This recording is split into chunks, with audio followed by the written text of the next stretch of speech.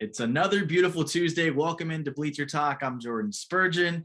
Claudia Faust, still on her honeymoon. We got a photo here of her and her new husband, Roman. Congrats to them.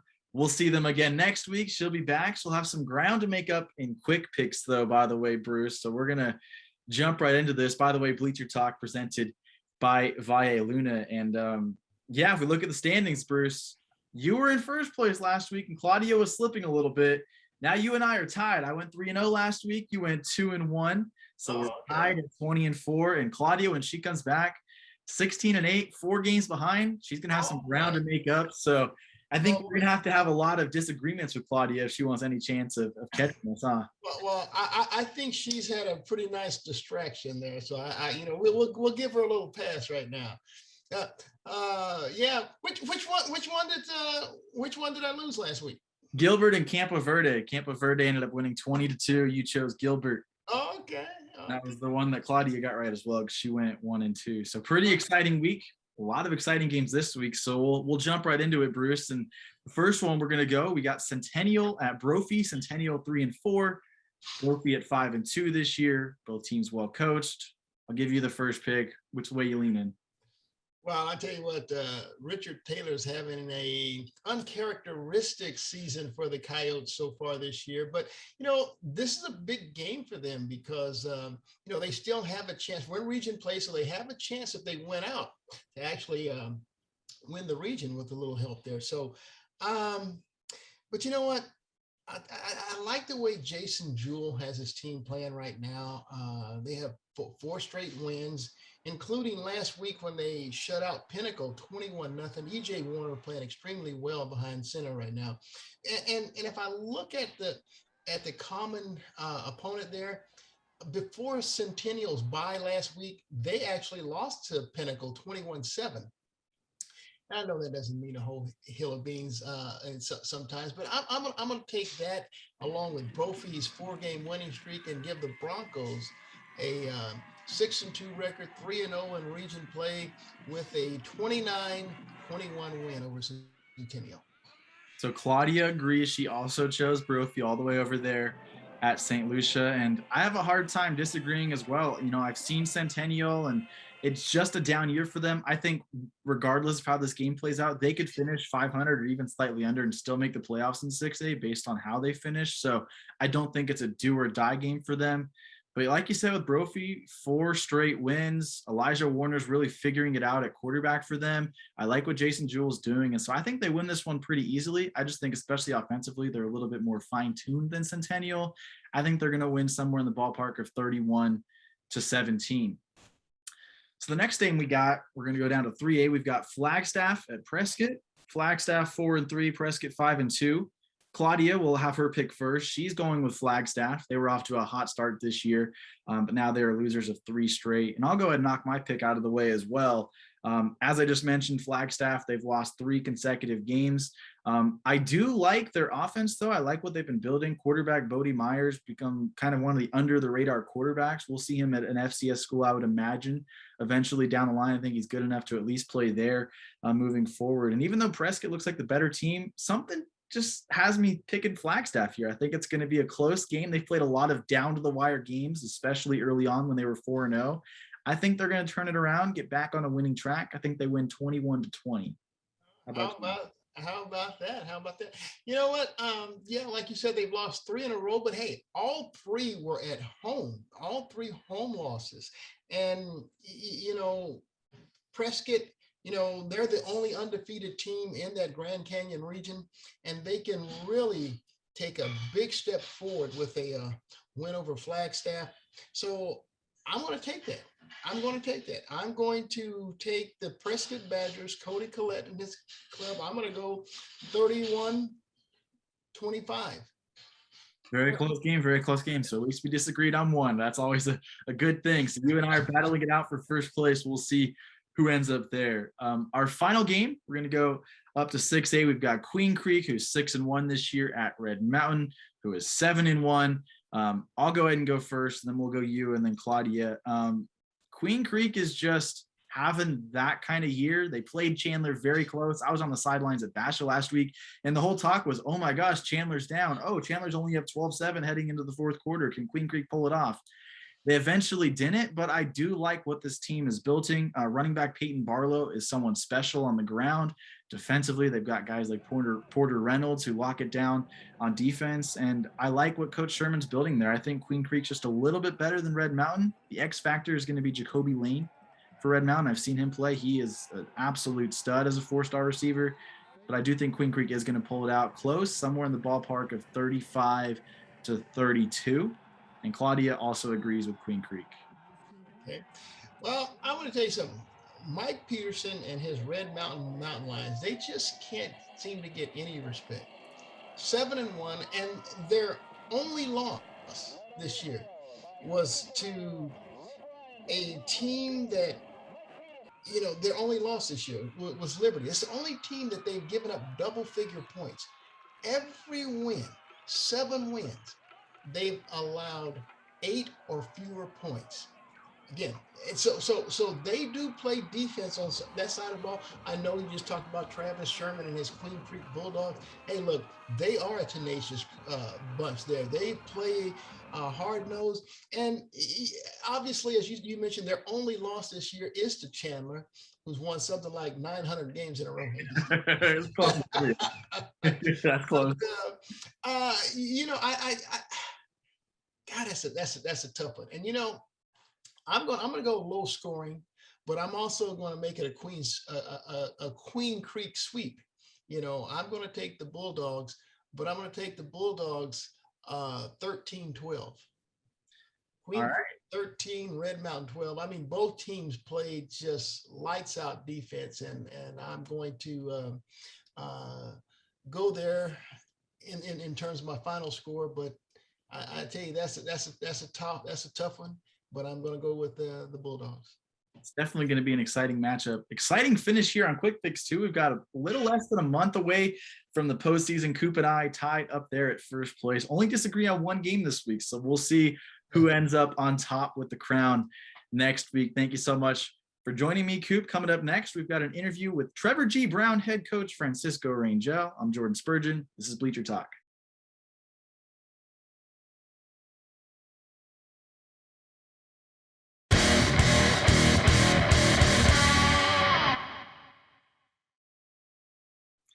Welcome back to Bleacher Talk, presented by Valle Luna. I'm Jordan Spurgeon. Claudia Faust, once again, out on her honeymoon.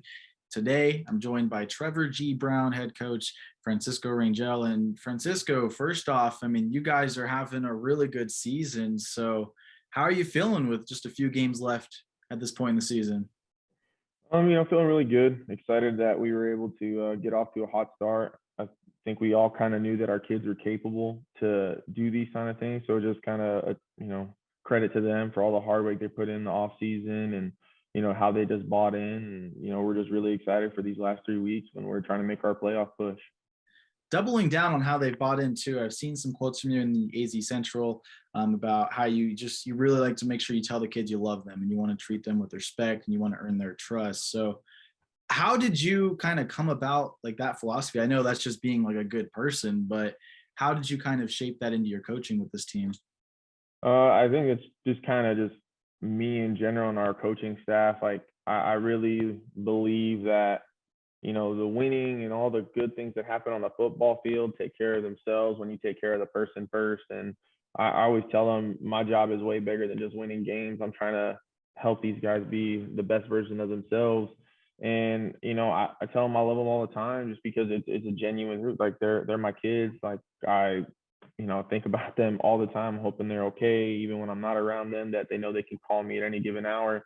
I just want to be that person for them. I always tell them I think the best thing down the line will be if I want to be their life coach. I want to be always in their corner, and it's far beyond once they graduate. I want them to know that I'm always here for them and I want what's best for them and I want to help them reach their goals ultimately.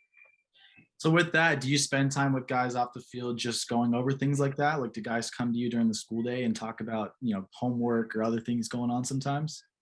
24/7. My phone is always live with just things going on, just personally, it's just I will say I think that's the biggest thing when we talk about the different challenges a lot of our kids in our district face. I mean, it's every day there's something. It can be a lot just because you want to be as supportive as you can. But I'm glad that my kids know that they can talk to me, can talk to any of our coaches about things that are going on because it when it's football time, it's football time. But after that, it's so much more like let's be personal. Let's talk about what's going on at home, school, homework. What can we do? What are your goals? Which I think has made the communication between us and our kids real. It's a genuine care. We laugh all the time together. I love laughing all the time, and it's fun. Like our kids, we have a perfect balance of when it's football time, it's this, but we also have that whole other dynamic of our relationship across the board from our coaches to players. So what was the bye week like for you guys this week? How'd you navigate that? Was it more time off? Was it just more film based? What did you do in the bye? Oh, 100%. It was, I gave the guys Monday, Tuesday off. I was in Disneyland. I mean, I needed a break. I told the kids, though, if they need anything, let me know. And then Wednesday, we took team pictures, had a light practice, and then a super light practice Thursday, Friday. We've been going at it hot and heavy since March 22nd between that was spring ball through summer. So it was really like a first, break since we had since 4th of July week. So, let the kids relax, just make sure that we're focused on North this week because it's so easy to get caught up on what's ahead when North is a great team that we have to prepare for. I have to go back to Disneyland. What's your favorite ride there? Favorite part of Disneyland? Ooh, man. The Guardians of the Galaxy was pretty sweet, especially since they did this monster theme for Halloween.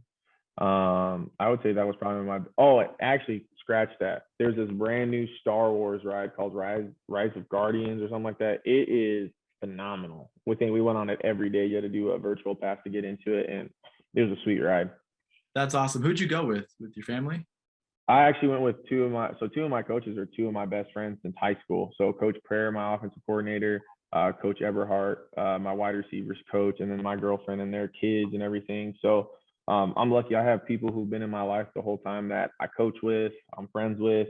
So we kind of all just went. I mean, it's been nonstop 24/7 football with us because a lot of times, if anything last second needs to be done, I'm calling them like, hey, we got to go do this real quick. So it was a good break for everybody, but we enjoyed ourselves. A few more things for you too. So I understand Trevor G. Brown's kind of a soccer school, and you weren't really sure how many guys you were going to get coming off last year. And now you have a full squad and you guys are playing so well. So how are you building this football culture at what you've said before is a soccer school? I mean, soccer is king here. I mean, I think they have for their tryouts, I've heard they have 120 to 140 kids try out. But I think the biggest thing was just allowing, just inviting so many kids to try different stuff, getting basketball kids out for the first time. We have a couple soccer kids. It's just trying to make sure that they come into an environment where they're not just going to get thrown into the fire. Like I have really good coaches, top to bottom. You're talking about my varsity coaches down to my freshman coaches, where I think our freshman coaches have the toughest job because a lot of them that's their first introduction to football. So just kind of letting them know that they're going to be taught, we're going to teach you how to adjust to high school, especially those freshmen. Like if you look at our freshmen this year, some of them weren't in school since 7th grade. So they went from 7th grade to high school. And it's just telling them, hey, I'm looking for athletes. I can teach you how to play the game, but we need just those athletes. And when you're trying to say, hey, there's a lot of opportunities for you to play here, it's kind of helped. And then the fact that last year, even in a 3-game season, we had 7 kids get out on scholarship. I think that's also kind of appeal to say, oh, wow, like here's maybe another avenue I didn't think of to get out and to go to college. Who are some of the guys on your team this year for someone that hasn't been out yet, who plans to go out? Who are some guys we need to be looking out for and watching for this year? Oh, man. I think it starts with CJ Greer. He's our junior running back. I would say should be recognized as one of the top 2-way players in the state. I think he's second in 6A in rushing. I think he's the leading scorer in 6A. Just a phenomenal young man. Ralph Bernard, he's a junior defensive lineman for us, 3.7 GPA kid. Just a force. I mean, he's 6'3", 245, and can run like a deer. He's top statistically on every category. Our senior quarterback, Alex Rivera, who I really think has been a big turning point for this program because, we just never had a guy like this who can make every throw. I really believe like his arm is as good as anybody you'll find in the state. And then for us, I mean, along with that, Darius Montejano, senior wide receiver, dynamic playmaker, Jesus Marietta, really standout offensive linemen for us. And, you know, we always knew the talent was here. It's just trying to get them to buy in and doing these little things. And, you know, we told our kids all the time, you know, we're looking at all the guys who are playing on varsity. It was all the guys that were here every day during the summer and in the off season. So it's really paying dividends to kind of show you do the work, you'll get the results. Coach, thank you so much for your time today. Best of luck the rest of the way. I really appreciate it. All right. Thank you, sir. No problem. Coming up next, we've got our social spotlight. Keep listening and watching to Bleacher Talk presented by Valle Luna.